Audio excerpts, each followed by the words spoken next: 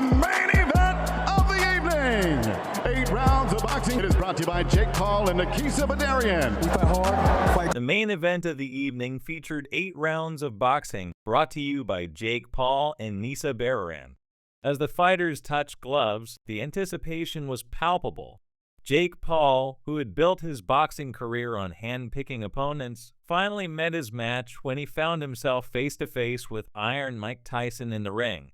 Paul had been known for selecting retired, older fighters, but he took a step too far when he accepted a fight against the legendary Tyson. As always, make sure to subscribe so you don't miss out on any future fights and updates. As the bell rang, Tyson wasted no time, launching a left hand that immediately stunned Paul. Paul stumbled toward Tyson, and the referee quickly called time, giving instructions to both fighters. The early going saw Tyson land a devastating right hand that connected cleanly, and Paul was in trouble. The referee began the count. 1, 2, 3. But it quickly became clear Paul wasn't going to make it. Mike Tyson, in dramatic fashion, knocked Paul out within the first round, delivering a brutal end to the fight just 2 minutes and 32 seconds into the opening round. This was perhaps the most anticipated boxing match of the year. Jake Paul, the YouTube sensation turned boxer, had made a name for himself by carefully selecting his opponents, mostly older, retired fighters or those from other combat sports with little boxing experience.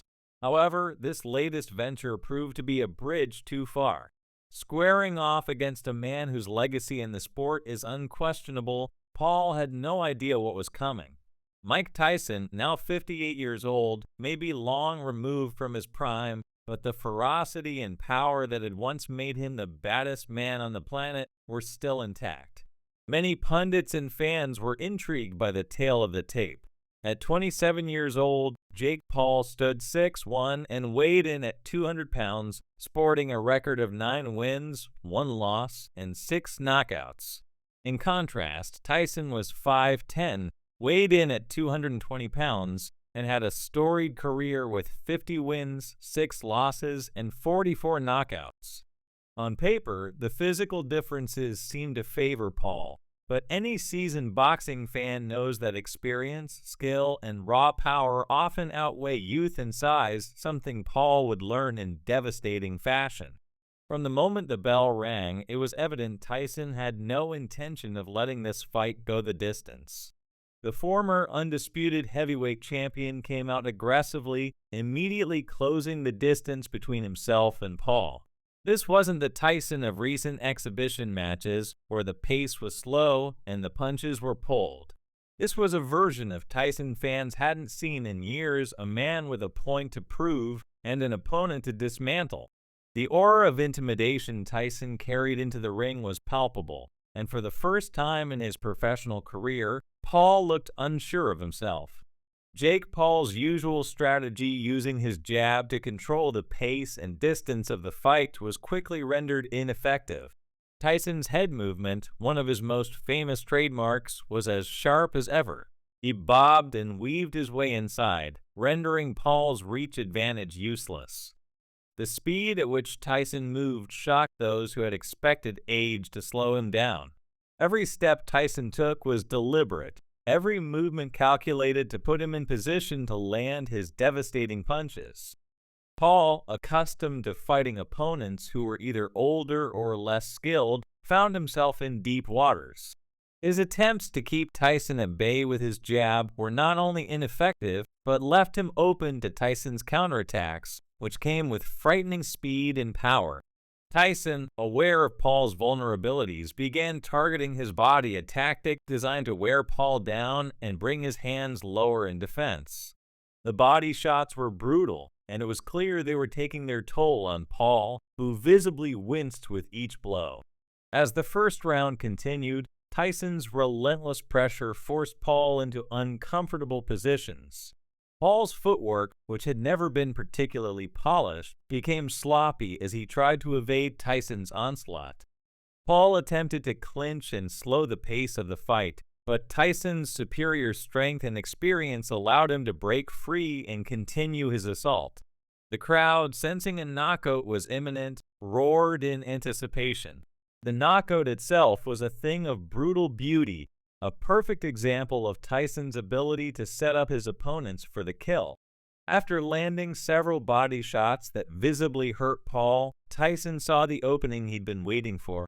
Desperate to create distance, Paul threw a wild right hand that Tyson easily avoided. In an instant, Tyson shifted his weight and delivered a devastating right hand of his own, a punch so fast and powerful that Paul never saw it coming. The punch connected flush with Paul's jaw, and his body went limp before he even hit the canvas.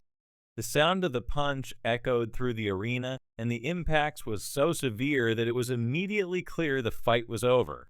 Paul lay motionless on the canvas, unconscious and utterly defeated.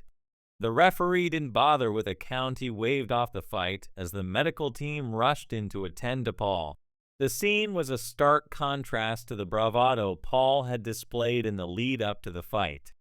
In just one round, Mike Tyson had turned the so-called problem child into just another name on his long list of knockout victims. For Tyson, this victory was more than just another win, it was a statement. At 58 years old, many had questioned whether he still had the ability to compete at a high level. Those doubts were erased in less than 2 minutes. Tyson's performance was a masterclass in boxing fundamentals, footwork, head movement, body shots, and devastating power. Despite his age, he delivered the kind of knockout that had defined his career. More importantly, Tyson had exposed Jake Paul as a fighter who, despite his record, was not ready to step into the ring with a true legend of the sport. The aftermath of the fight was as telling as the bout itself. Jake Paul, who had built a reputation on his loud-mouthed antics and ability to handpick his opponents, faced the harsh reality that boxing is not a game to be taken lightly. His previous victories against opponents who were either retired or not true boxers had given him a false sense of security. In Tyson, Paul encountered a different kind of opponent, one who was not there to play along with the spectacle, but to defend the honor of the sport he loves. Paul's defeat at the hands of Tyson was a humbling experience, one that will likely have a lasting impact on his career. For all his talk and bravado, Paul was reminded in the most brutal way possible that there are levels to this sport, and he had just stepped into a level he was not prepared for.